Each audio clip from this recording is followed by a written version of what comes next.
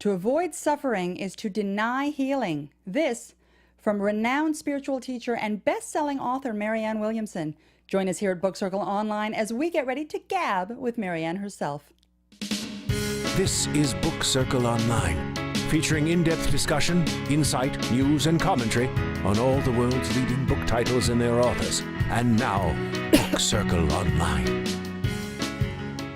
Hi, and welcome back to another edition of Book Circle Online. I'm your host, Katerina Cozias, and today it is my sincere pleasure to welcome to our studios Marianne Williamson.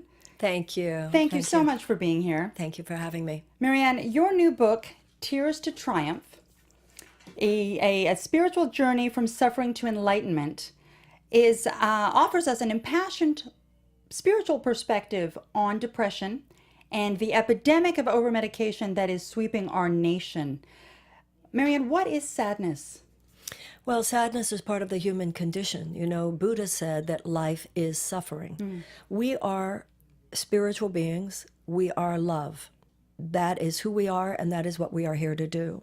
And humanity has manifest a civilization which is often so at odds with our hearts. Even though we are born to love, we are confronted daily in our lives by so many things that are not love. And that gap between the love in our hearts and the reality of human life is heartbreaking, often tragic. And that is where the suffering lies. And the only solution to that suffering is to close the gap. And if all we do is medicate our suffering, then it's like treating the symptom of a disease but not dealing with it on a causal level. And I do want to say here, I am not talking about serious mental illness like schizophrenia or bipolar. I'm not talking about situations where people have had chronic depression for years and they're working with a serious psychotherapeutic professional and addressing it with psychotherapeutic drugs. That is not what I'm talking about. I'm talking about the fact that we now have an epidemic of casual antidepressant use due to the fact that we have begun medicalizing situational despair. Can despair be medicalized? Well, that's the point. What has happened is a kind of psychotherapeutic pharmacological industrial complex has medicalized it. My point is that you should not pathologize normal human suffering. There is a spectrum of normal human suffering. If someone has been through a bitter divorce or a hard breakup, this is painful, but it is not a mental illness. If you have a financial, let's say a bankruptcy, you lost a lot of money, your business maybe a went death bust. in the family. A death in the family, definitely an example. Painful, but not a mental illness. And when you throw antidepressants at situations that are part of the normal spectrum of human despair and treat it like it is a category of illness, which is now done, situational depression. You are treating depression like it's something different than what is spiritually called the dark night of the soul. And we've been taught a big story about this. This is, you and I were talking earlier about a younger generation. You know, the 20s are hard. The 20s are hard, but they're not a mental illness. And the FDA warns that for people 25 years old and younger, antidepressants actually increase rather than decrease suicidal ideation. But also, if I may, I want to say one other thing before I stop. I am not suggesting to anyone who is on antidepressants that due to anything we talk about today, you should just go throw them in the trash can. I am making an argument that we should be far more reflective and far more sober in deciding whether or not to get on them. But getting off them should never be done except under the supervision of a medical professional. Right, very important to point out. Absolutely. Yes. The last thing you want to do is just decide to get off them. Right. The thing is, I can very much appreciate your perspective. I'm sure that you're getting a significant amount of pushback because authorities are, I'm sorry, not authorities, but the forecasts are telling us that worldwide pharmaceutical drug sales for 2018 are projected to top $870 billion. By 2020, they're expected to top $1 trillion. Bingo, and so Katerina, you said it. it. You know, there is this And big why are we business so push. easily acquiescing to this? Why are people so quick to defend that? I find it so interesting. Especially, I thought years ago we stopped we stop the paradigm of just doing something because the doctor said to do it. Right. And when you have people going to a general practitioner who just say, I'm having a rough time because my parent died, Yeah. and the doctor says, well, why don't we give you something? This is a very difficult situation. I don't know why anyone would be defending that. You know, and I found it very, very interesting because there's a point in your book where you say, and this stuck with me. She says in the book, if you have 45 tears to cry, why are you only crying 17? And I thought, wow, our society, especially North American society, Western society, does not allow us to grieve. Case in point, I had a friend who lost her father. And, you know, people at work were very supportive. They were, feeling for her. And the answer was, we're terribly sorry for the loss of your father.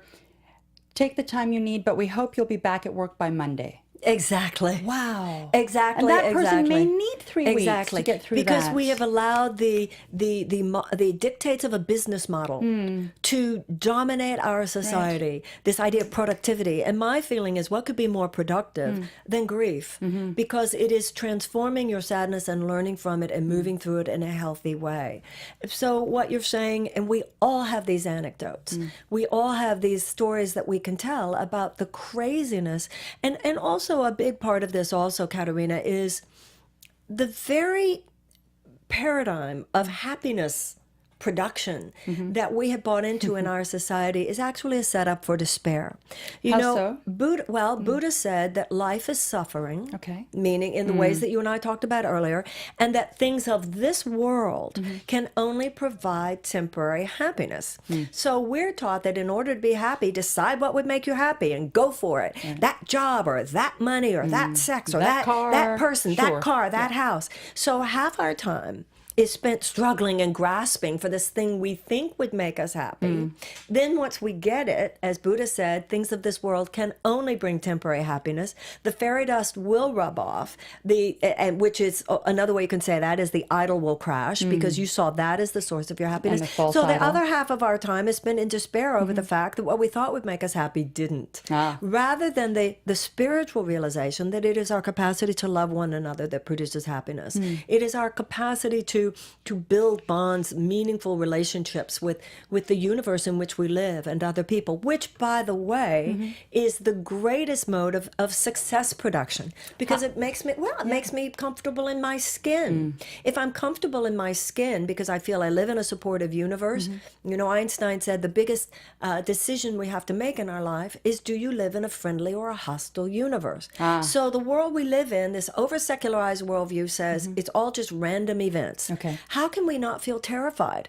How can we not feel I have to control things and make things happen to be happy? But if you feel that the universe is conspiring, you know, pronoia, we know what paranoia is. Pronoia means the feeling that people are conspiring to help you. If we dwell, I don't know that anyone has that feeling ever. Well, that's what a unfortunately. spiritual journey gives you, what I hope people will get Correct. from reading my book.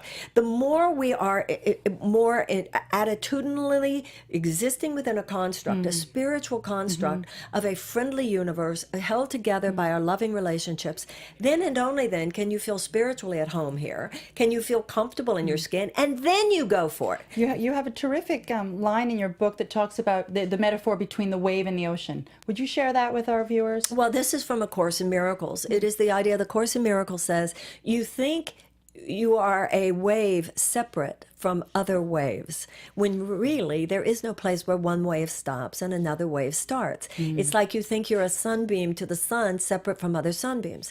And the significance of this is, if you think that you are a wave separate from all the other waves, how could you not feel terrified of the ocean? How could you not feel terrified that in any given moment you're going to be obliterated and overrun by the other waves? But if you have a completely different psychological orientation and instead think that you are one with every other wave, which in fact every wave is, then you identify with the power of the ocean itself. And it makes all the difference in the world, who you think you are in a situation, what you think your relationship is to this universe. You and I were talking earlier about how to face a career. We're women out in the world, and it's scary if you only look at it as I have to compete to get ahead, and there's only so much good, and there are only so many people who can have this career. Then it just fosters fear, and it fosters grasping, which ultimately fosters depression, actually. Right. But if instead we realize we are here to serve something bigger than ourselves, Yes. God as you understand it, whatever your language, spiritual, religious, secular, love itself, you were here to love, you were here to forgive, then you find your place in things. Then you go for it. Then you know if I want to be in media, it's because some higher power is guiding me to that. Yes. If I want to be in the arts, it's because a higher power is guiding me to that. If I want to be in sciences or in business or whatever, it's because an internal guidance is guiding me to that. Just like every cell in the body is assigned, you to the liver, you to the pancreas, you to the heart. Each of us are assigned. And every flower in the garden is beautiful. The peony doesn't have to compete with the rose. Sure. The bird of paradise doesn't have to compete with the violet. It's an entirely different emotional and psychological orientation. Now to that point, you have I'm going to read straight from the book here, right to that message. On page 181, for any of you that may have an advanced copy of the book, you say, the soul is programmed for greatness of mission. When we are disassociated from that ray of light, we descend into darkness. Much unhappiness in this world is due to the fact that people are failing to perform to their greatness and the greatness of their mission, and they know it. That's right. We know it. It's like sometimes people have this nagging suspicion they're wasting their lives because we are. And you know, we learned a long time ago that you can't just not take care of nutrition, not take care of your diet, not take care of your body through exercise, and then just wait to get sick and then just try to suppress or eradicate the sickness. You have to proactively create health. And the same thing with happiness. You can't just fight depression. We have to proactively create happiness. If you're seeing yourself as a victim, you cannot be happy. If you are withholding forgiveness of others, you cannot be happy. If you are failing to atone and make right where you yourself are mistaken, you cannot be happy. If you are failing to identify with a higher being and a higher source and seeing your mission on the earth to glorify that greatness that is within you but does not come from you, you cannot be happy. And that's why people are sad. We feel like I don't think I'm doing on this planet what I was sent to do. And you're right, you're not. Reconnect with that source through prayer, meditation, spiritual practice, however you find it. And are those the steps that you would recommend then to try and find that place of happiness? Absolutely. What are your spiritual remedies? I would. Well, first of all, say. meditation, Okay. prayer and meditation. Whether you were taught, there is no serious spiritual path, including something like the 12 Steps of Alcoholics Anonymous, 11th step through prayer and meditation, that which reconnects us with our source. Okay. Or if you don't relate to language like that, just to wake up in the morning and wish to be a more loving person today, wish to be an instrument of peace today. Wow. And speaking of peace, given the tragedy that happened in Orlando this past weekend, I think we are in desperate need of that. We are in desperate need of that. Our hearts go out to the victims of Orlando. I don't want to move this into a gun control conversation, but can you touch on some of the what the grieving families might be able to do to help overcome this hard time? Well, we need to talk about more than what the grieving families need to do. We need to talk about what the nation needs to do. And to some extent, that does include a gun control conversation. Grown-ups can have a tough conversation. But I think the important thing is to remember, after 9/11, the heartbreak, the collective heartbreak really opened the mind. And Americans, you remember that there were people just standing in offices at water coolers saying, why do they hate us? Did you know people hated us? Why do people hate us? We were in our hearts and we were in our deep minds. And then you remember when the government just sort of shut that down. And said, hey, we're going to war. Or go shopping, we'll handle it. And so I think what we want to do with the sadness that we're all feeling today is not numb ourselves to it, not distract ourselves from it. That's what we tend to do in America. Every time something like this happens, we take the heartache, but only as long as we absolutely need to, and then we go on to the next subject. So whether it's gun control or atonement for the invasion of Iraq and the creation of ISIL, all the different things that we need to talk about then is where we should be going deep into our hearts, deep into our sadness. And when we do go deep into our sadness and not just jump out of it, that's really the point, whether it has to do with our individual sadness or our collective sadness. Really ask for the guidance, ask for the wisdom. That's the point of sadness, is ultimately it can make us better people, it can make us wiser people, and that's where we want to go with this, as with in our own individual grief. Yes, because as you say, to avoid suffering, if you avoid the suffering, you deny yourself the ability to heal, because you numb your senses of why you're in discomfort. And I also think that this situation in Orlando is an example of all the things going on in the world that do make us depressed. You know, when we talk about people being depressed, we often talk about it as just Billy is depressed, or John is depressed, or Rebecca is depressed, or Sarah is depressed. No, how many times is the depression that we're feeling on an individual level actually rooted in a collective cause? And that's one of the reasons. I mean, we're all depressed at what's happening to the planet. Yes. We're all depressed. You don't have to be living in Iraq to see it on your computer when somebody has their head chopped off. You know, we're all living in this situation of so much stress and anxiety. One of the reasons we don't want to be numb to it is because we want to be awake and alive to the challenges that confront us. What would have happened if everybody who was an abolitionist had just numbed their pain and hadn't been upset about slavery? Where would we be if the women suffragettes had just wanted to go into an emotional flatline and feel okay with it and not get upset about it? Thank you. That is, and You know, that is we wouldn't not a joke. be voting for Hillary Clinton pretty soon. Or whoever you're voting for. The women wouldn't be voting, period. I know where you're going with this. The question for me, Marianne, is we have been given these tools by the great religions of our time, whether Yes. it's Buddha, whether it's the messages of Moses, whether it's the teachings of Jesus. We have been given these lessons. How have they been so lost in the way our society's developed? Well, that's certainly a very good question. And of course, it's not just our society. Over the last couple of 100 years, organized, institutionalized religion has, in many ways, abdicated its moral authority. And many people at our time just didn't want any more of it. They didn't want any more of the dogma. They didn't want any more of the doctrine. They didn't want any more of the guilt. They didn't want any more of the rules. Because too many times institutionalized, organized religion, not all the time, but too many times, there's so much syrup, they forgot the waffle.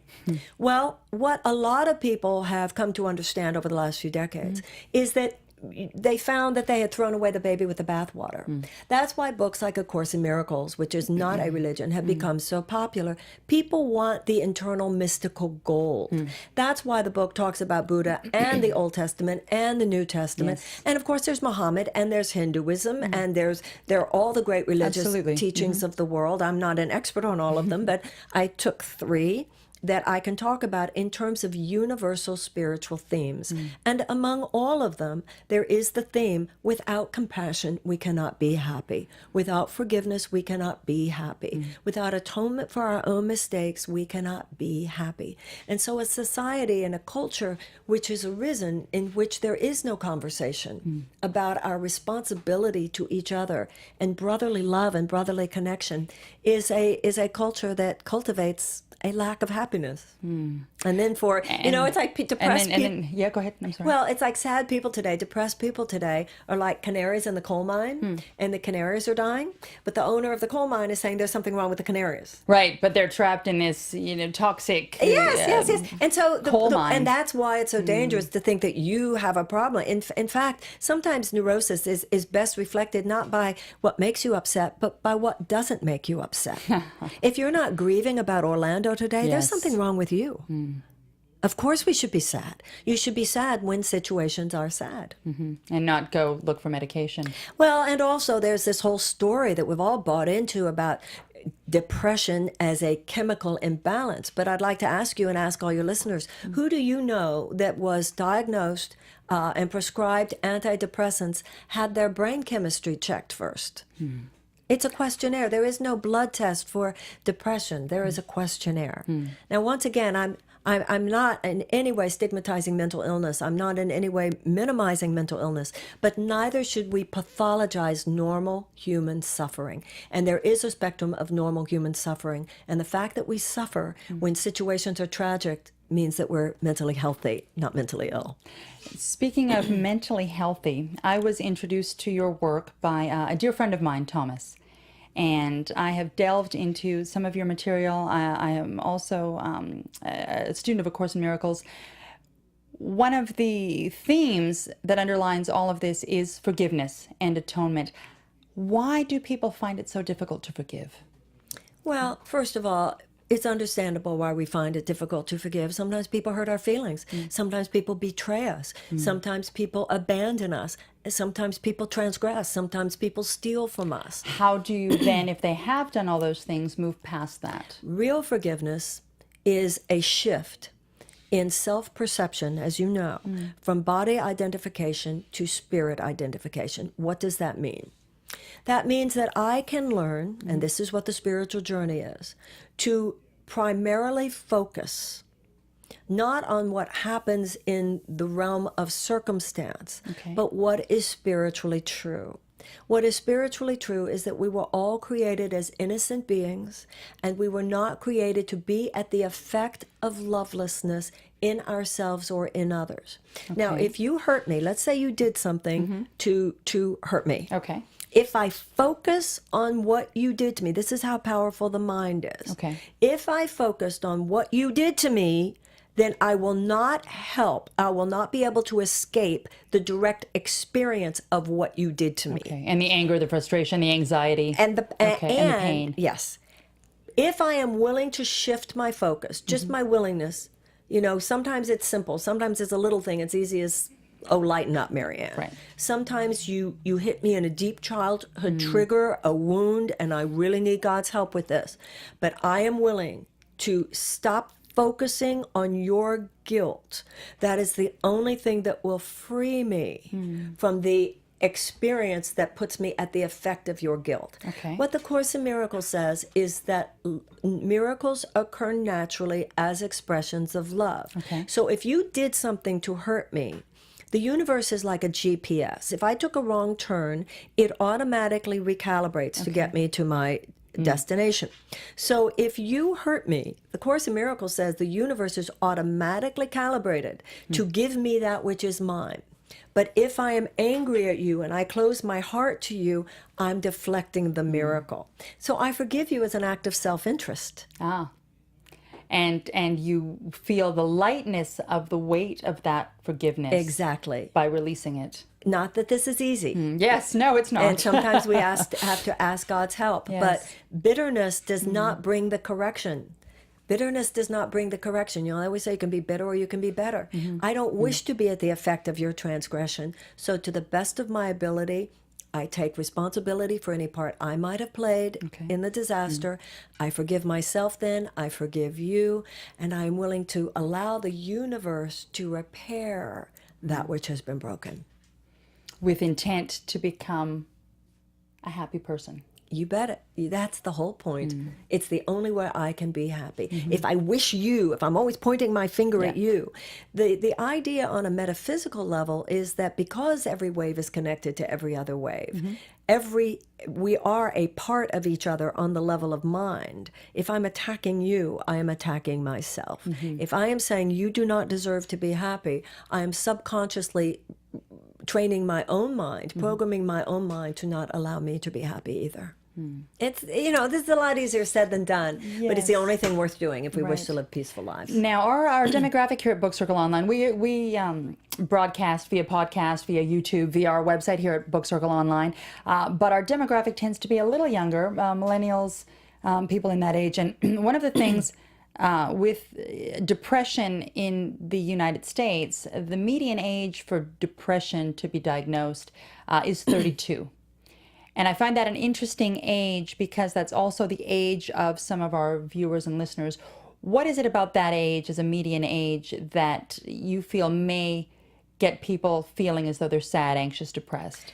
I don't think buying into that story is particularly helpful because I don't buy the whole medicalization of despair story. At all. I don't buy it.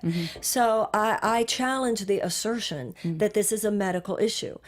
And I have been, by the way, through two periods of my life that were what would definitely be regarded as clinical depression. Okay. So there is a period of life that is depression. I mean, I'm not saying the phenomenon does not exist. For me, the one time I went through that was in my late 20s. Okay. Because of a personal tragedy that I had been through. And then quite a bit later in my life. Both of them situational. There is situational despair. Okay.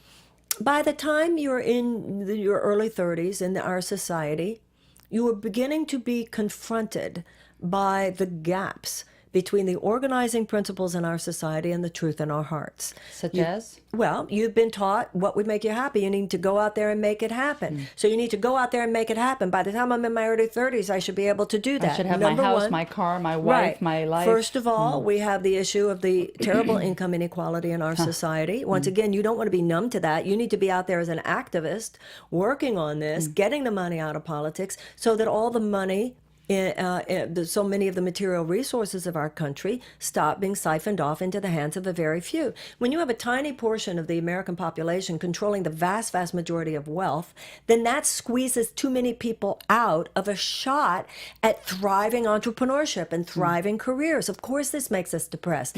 This is not that we have a disease, it's that we have a problem in our society. Once again, don't be asleep, baby. This is not a time to be numb. This is, yes. And the yes, other thing is the Buddhist principle I was talking about.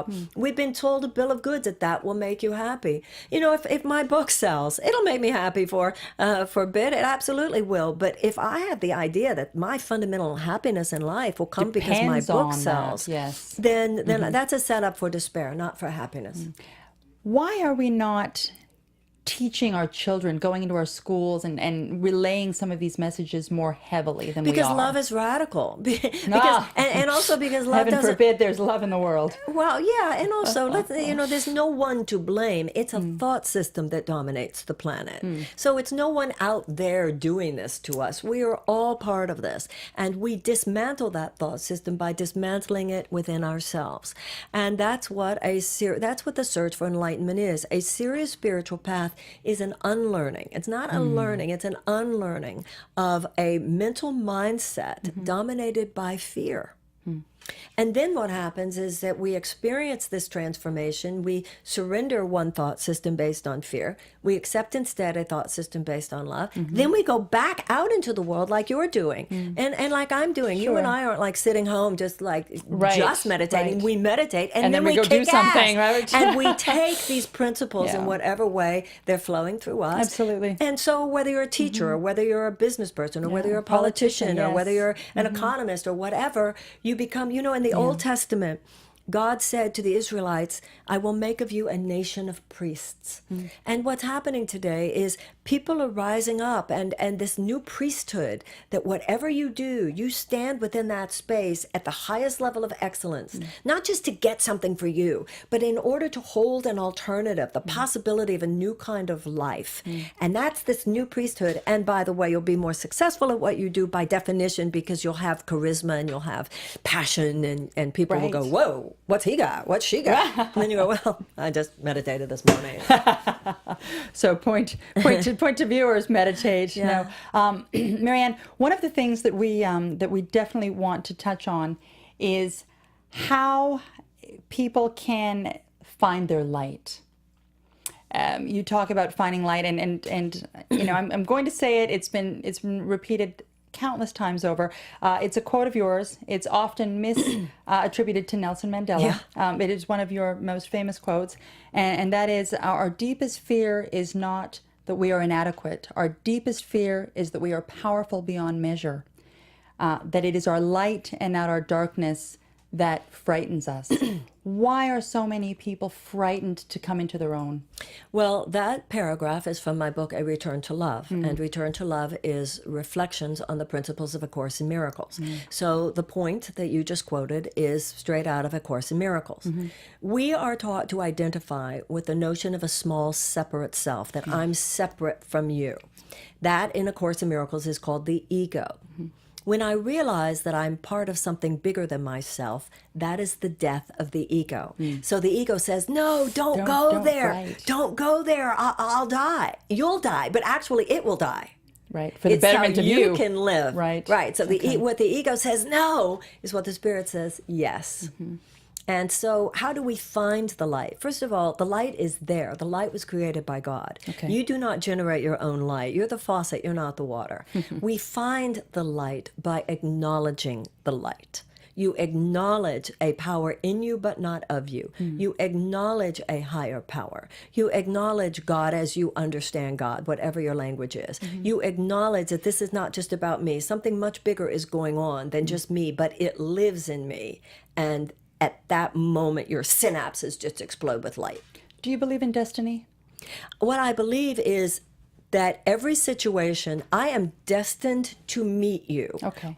You and I are destined to meet. What we do with this relationship is entirely up to us. Ah, So interesting we way to have look at free it. will.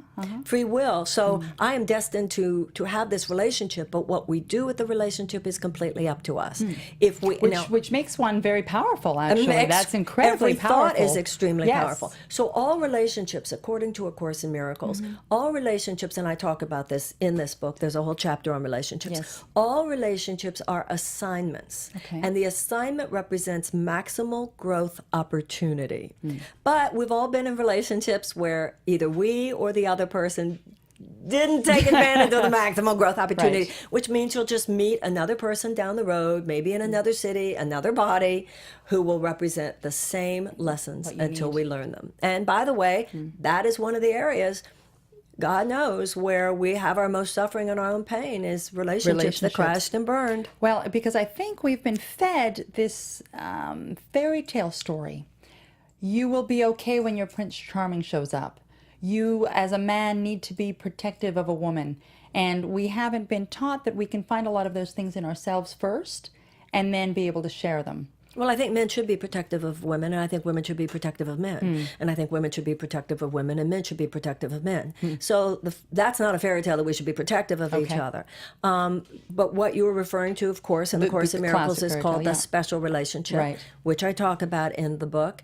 If I think that the source of my happiness, let's say I'm with a beloved in my life later tonight, and I don't think my relationship with you matters, and I don't think my relationship with almost anybody matters. Okay. And then I'm supposed to see him later tonight, and I'm basically starved and wanting him to give me everything I need. If, on the other hand, I see this relationship as a place where I can give and thus be fed, and every interaction with every human being as one in which I can give of my spirit and thus be fed. By the time I see him late tonight, I'm like, hey, baby, I'm full. How you doing? And I come not with a gimme, gimme, gimme because I'm starved, but I come with a, hey, hi, do I have something to give you? What's that going to do? Is that going to attract him or repel him? You Right. tell me. Yes, absolutely. Hello. Hello.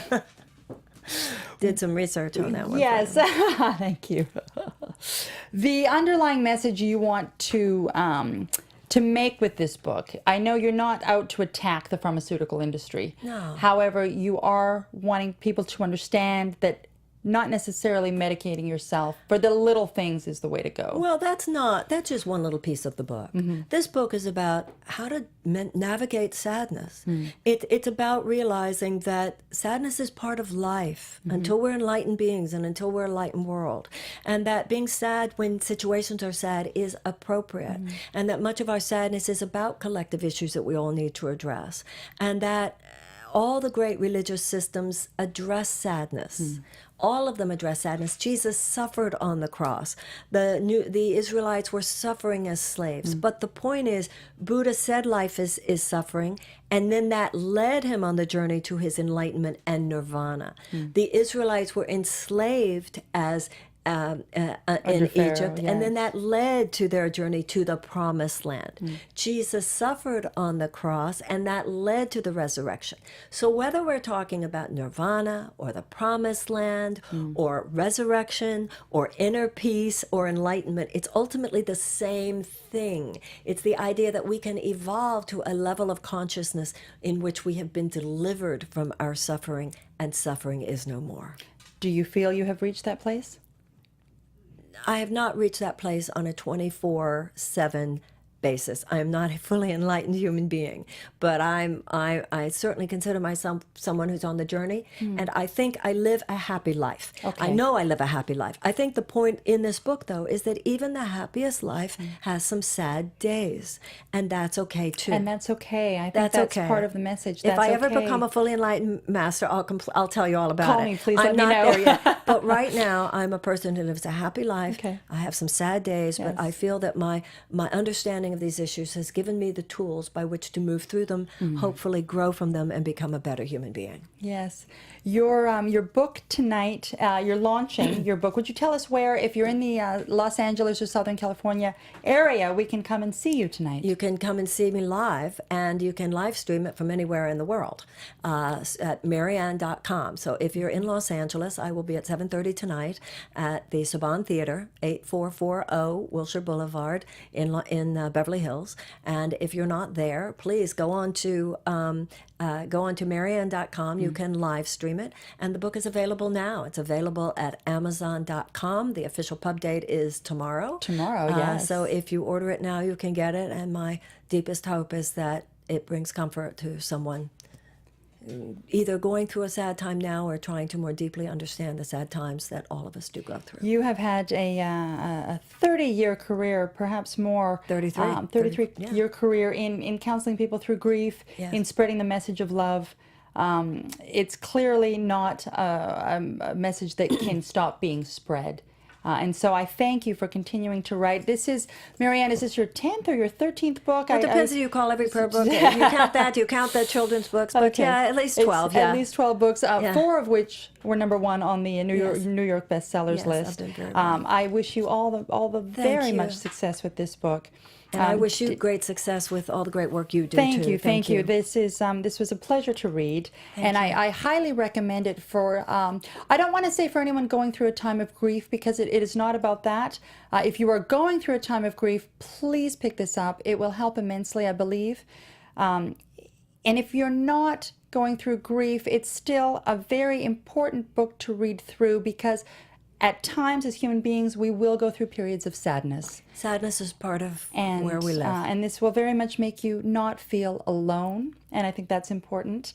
Marianne, I thank you very, very much for Thank being you with us very today. much. I Thank congratulate you. you. I wish you good luck with tonight. Thank you. And for those of you that would like to rewatch us here at Book Circle Online, remember you can catch us via iPod, podcast, via YouTube, and of course here at bookcircleonline.com. I'm your host, Katerina Cozias. Thank you for being with us, and we'll see you again next time. From Managing Editor Jason Squamata, Executive Producers Maria Menounos, Phil Svitek, and Kevin Undergaro, we would like to thank you for tuning in to Book Circle Online. For more discussion, go to bookcircleonline.com.